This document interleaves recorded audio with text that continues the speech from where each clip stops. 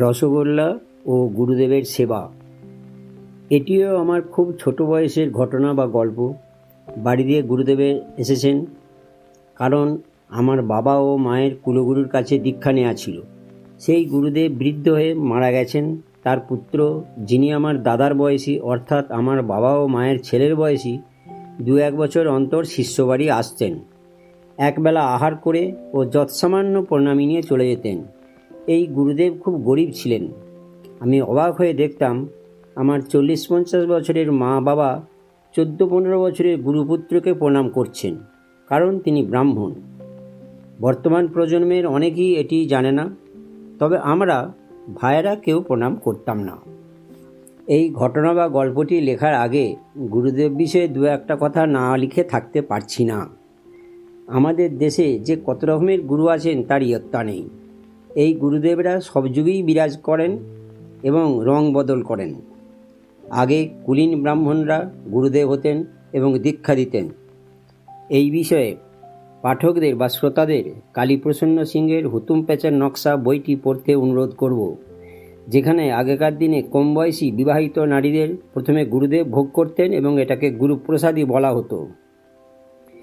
জরাসন্ধের লৌহ কপাট বইটিতেও এটি উল্লেখ আছে, যেখানে একটি নার্স তার ছুরি বা কাঁচি দিয়ে গুরুদেবকে খুন করেছিলেন, কারণ ওই গুরুদেব বহু নারীর সতীত্ব নাশ করেছিলেন। 70, 80 বা 90 দশকে আমরাই দেখেছি সিনেমার নায়করা হচ্ছেন গুরু বা মহাগুরু। আবার বর্তমানে রাজনৈতিক নেতা বা মন্ত্রীরা ওই গুরুর স্থান দখল করেছেন। সব ধরনের গুরুদেব আর্থিক সম্পদে বলীয়ান এবং তাদের আর্থিক সম্পদ হাজার হাজার কোটি টাকা। যুগের কথা বাদ দিয়ে এখন আমার কম বয়সের গল্পটি শোনাই। গুরুপুত্র এসেছেন, তাই মা আমাকে আদেশ করলেন 4টি রসগোল্লা কাঁচের গ্লাসে করে গ্রামেরই ময়রার দোকান থেকে কিনে আনতে। রসগোল্লা ওই বয়সে অত্যন্ত লোভনীয় জিনিস ছিল। আমি রাগ করে মাকে বললাম, আমি আনতে পারবো না। যেটা আমরা একটাও খেতে পাই না সেটা গুরুদেবকে দেয়া হবে, আমি যাব না। তখন 4টি রসগোল্লার দাম ছিল 8 আনা বা অর্ধ টাকা। মা অগত্যা আমার পরের ভাইকে আদেশ করলো কিনে আনার জন্য। ভাই ছোট, তাই প্রতিবাদ করলো না। কিছুক্ষণ বাদে দেখলাম ভাই রসগোল্লা কিনে ফিরে আসছে। বাড়ি থেকে একটু দূরে গিয়ে দেখলাম ভাই রসগোল্লা খেতে খেতে আসছে এবং হাতের কাঁচের গ্লাসটি ধরা রয়েছে। কি সর্বনাশ! আমি তো খুব ভয় পেয়ে গেলাম। আজ ভাই মায়ের হাতে প্রহার খাবেই। আমি ছুটে গিয়ে ভাইকে বললাম, করছিস কি? মা তো তোকে মেরেই ফেলবে আজ। ভাই বলল, আমি এত বোকা নই। মা 4টে রসগোল্লা আনতে দিয়েছে, দেখ গ্লাসের 4টে রসগোল্লাই আছে। আমি শুধু রসগোল্লাটি তুলে মুখে পুড়ে রসটি খাচ্ছি, আবার রেখে দিচ্ছি।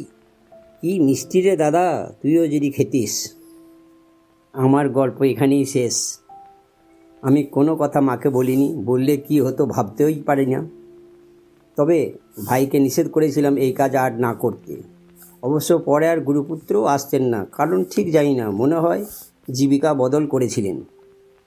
এখন আর কম বয়সী গুরু দেখা যায় না। তবে এই গুরু প্রথা কিন্তু বন্ধ হয়নি, এখনও চলছে। আমাদের দেশ বিচিত্র দেশ। এখানে বিরাট বিরাট গুরু আছেন এবং স্বমহিমাতে বিরাজ করছেন এবং বিনামূল্যে ভালো ভালো উপদেশ ও বাণী বিতরণ করছেন। আবার খবর কাগজে মাঝে মাঝে দেখতে পাই বড় বড় গুরুদেবের বড় বড় কুকীর্তি। বড় বড় রাজনৈতিক নেতা বা মন্ত্রীরা এনাদের শিষ্য। সংবাদ মাধ্যমের সাহায্যে কে না জানে বেশিরভাগ মন্ত্রী ও রাজনৈতিক নেতা ও নেত্রীরা দুর্নীতিতে আকণ্ঠ নিমজ্জিত।